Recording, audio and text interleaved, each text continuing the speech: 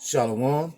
This is your brother Tazar Amar of GMS Valdosta, Georgia, coming out again with another weekly lesson. And I pray that it be edifying. But first, I want to give all praises and honor to Yahweh, by Hashem Yahushai, by Hashem Rikakadash. Double honors to our apostles and elders of GMS for teaching us the true knowledge of this scripture. I want to say shalom and a hug to all the sisters and brothers that's also striving in this same true doctrine. Shalom. Uh, Today's lesson is focusing on the insanity of Christianity. You know, we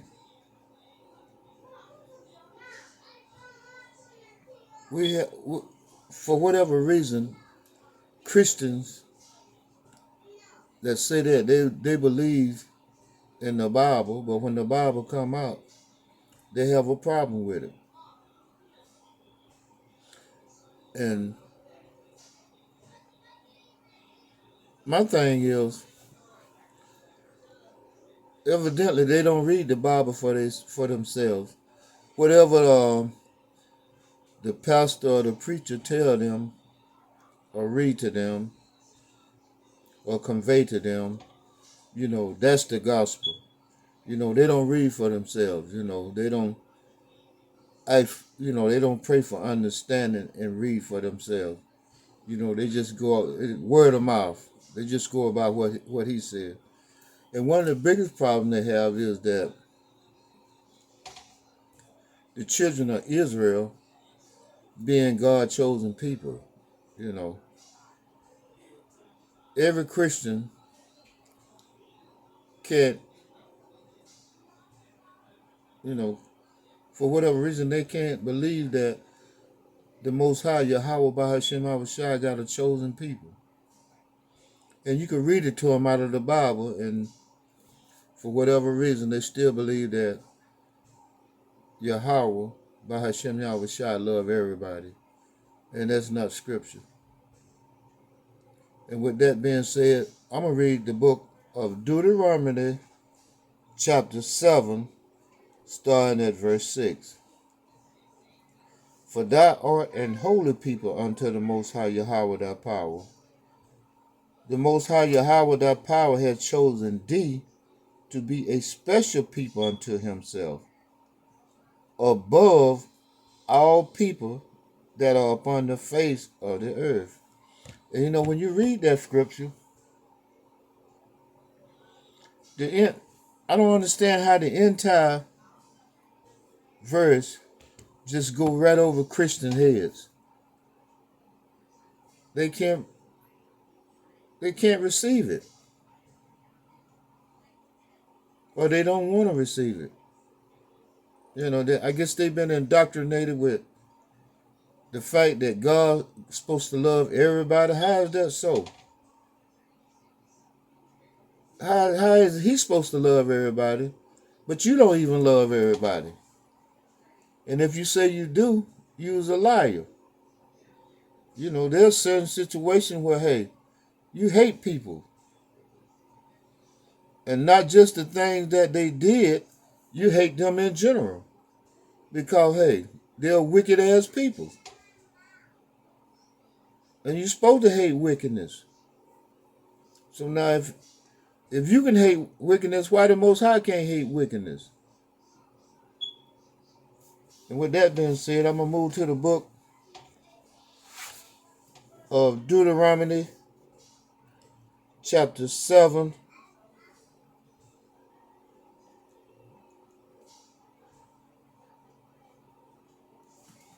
Salaki. Deuteronomy chapter 32, starting at verse 7. Remember the days of old, consider the years of many generations. Ask thy father, and he will show thee, thy elders, and they will tell thee. When the Most High divided unto the nation their inheritance, when he separated the sons of Adam He set the bounds of the people according to the number of the children of Israel. And when you tell people that, hey, Israelite is God chosen people, he chose them above all peoples on the face of the earth. Man, you can see the contortions in their faces, that they just can't comprehend the fact that God, Yahweh, by Hashem Shall have a chosen people. And they would say, well, God, He made everybody, so why shouldn't He, why wouldn't He just love one particular people and don't love all His creation? And I ponder that question, and I wonder myself. And just speaking as a man, the Most High Yahweh Shem Shai, when He said, let's make man in our image, maybe He was talking about the Israelites. Now, why He chose us to be a peculiar people unto Himself, hey, all those questions will be answered in the kingdom. So if you want a definite answer, hey, we'll know in the kingdom. And with that, I'm going to move to the book of 1 Peter, chapter 2, verse 9. And it reads, but ye are a chosen generation, a royal priesthood, and holy nation, a peculiar people, that ye should show forth the praise of Him who has called you out of the darkness into His marvelous light. And with that being said, I got to read that again. But ye are a chosen generation. 1 Peter chapter 2, verse 9. But ye are a chosen generation, a royal priesthood, and holy nation.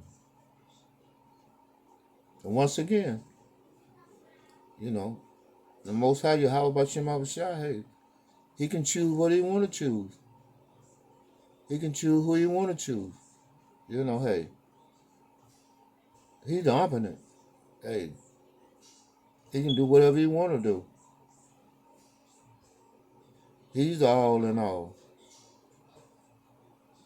1 Peter chapter 2, starting again at verse 9. But ye are a chosen generation. Now, like as I said earlier, if you want to know why we are a chosen generation, hey, all this will be answered in the kingdom. And if we knew the answer and we gave it to you, you still wouldn't accept it. You can't accept the fact that, hey, we are a chosen generation. So, what good would it do to answer your question? A royal priesthood and holy nation, a peculiar people, that ye should show forth the praise of Him who has called you out of darkness into His marvelous light. And you know for a fact that we are a peculiar people. We're the only people that could have survived that voyage on the bottom of them slave ships, stacked on top of each other like sardines in a can. What other race of people could have survived that? Man, you can't fathom just being broke with less than $100,000 in your bank account.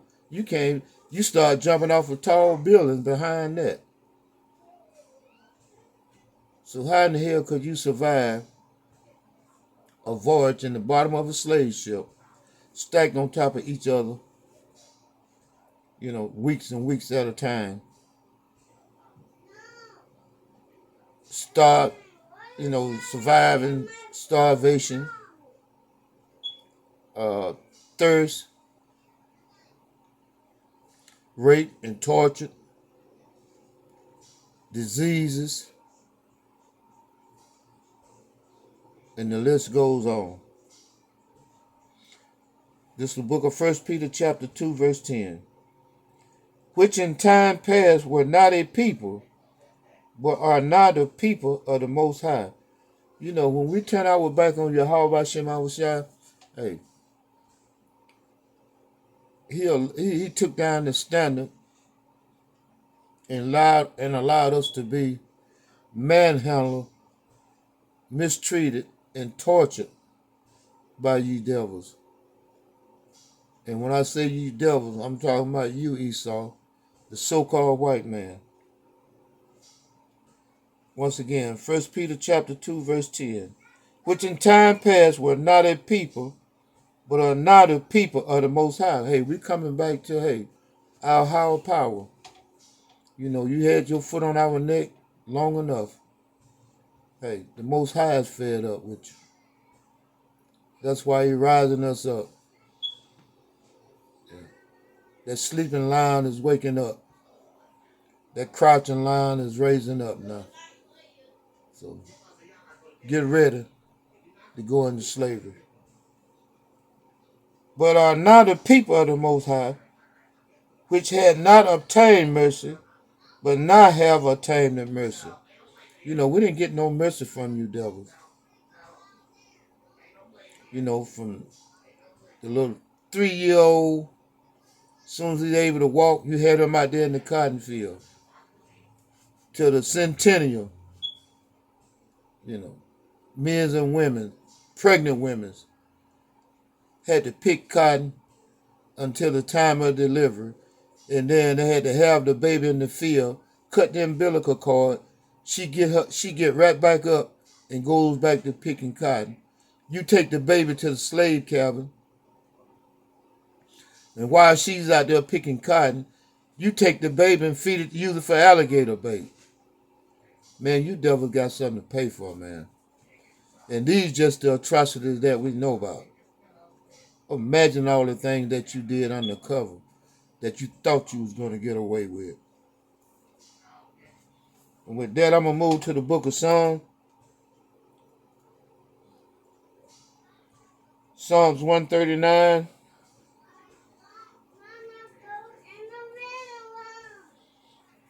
Starting at verse 21.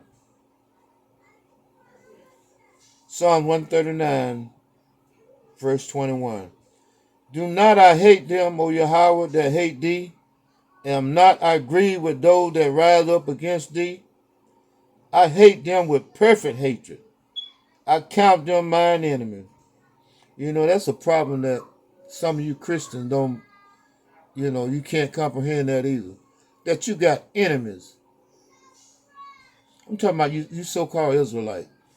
You so willing to join hand in hand with the devil, you don't realize that he hates you with a perpetual hate. But you willing to go all out for him. You want him in the kingdom with you. The same man and woman that, hey, that lynch your ancestors, you want to be buddies with them. You want to be snuggled up with them in the kingdom. Man, you Negroes have lost your mind. And the Most High, if he hate them with a perfect hatred, shouldn't you hate them with a perfect hatred?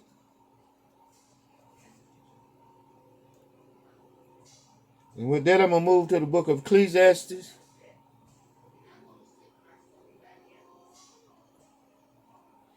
The book of Ecclesiastes, chapter 3, verse 8. Ecclesiastes chapter 3, verse 8. A time to love and a time to hate. A time of war and a time of peace. So now, what's wrong with hate? If these devils hate you, why you can't hate them back?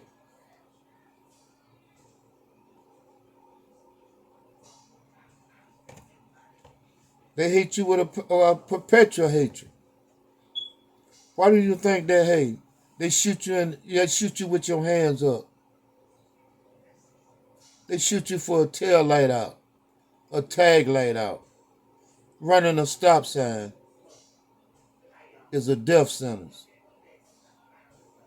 That's because they hate you with a perpetual hatred, a profound hatred. As much as you love them, that's how much they hate you. And don't let that pat on the back and that painted on smile fool you. These devils hate you today. They hate your very existence. And if they had their way, you'll be exterminated. They'll stamp you out like as if you was a cockroach. And that's what they look at you as an insect.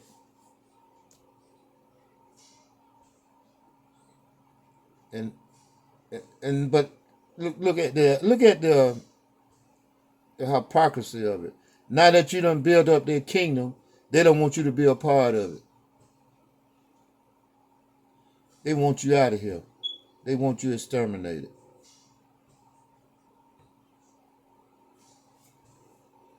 But you want to hold hands in hand with the damn devil. Good luck with that.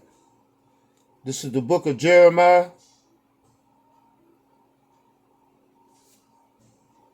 chapter 12, verse 8. Jeremiah chapter 12, verse 8. Mine heritage unto me as a lion in the forest. It's cried out against me. Therefore have I hated it. This is the Most High Yahweh that has hatred. He hates the fact that we turn our back on him. After we made a holy covenant with him, we went against the covenant. That made us no better than these devils. Hey, when they went against all the decrees and fake contracts that they made with our brothers, the so-called Native American, all the treaties, they went against each and every one of them. And it was hundreds of them. This is the book of Jeremiah chapter 12, starting at verse 9. Mine heritage is unto me as a speckled bird. The birds round about are against her. Come ye, assemble all the beasts of the field, come to devour. The Most High had left us standard, took his standard from around us. Hey, now we'll pray to pretty much every living creature on the face of the earth. The other so-called humans, which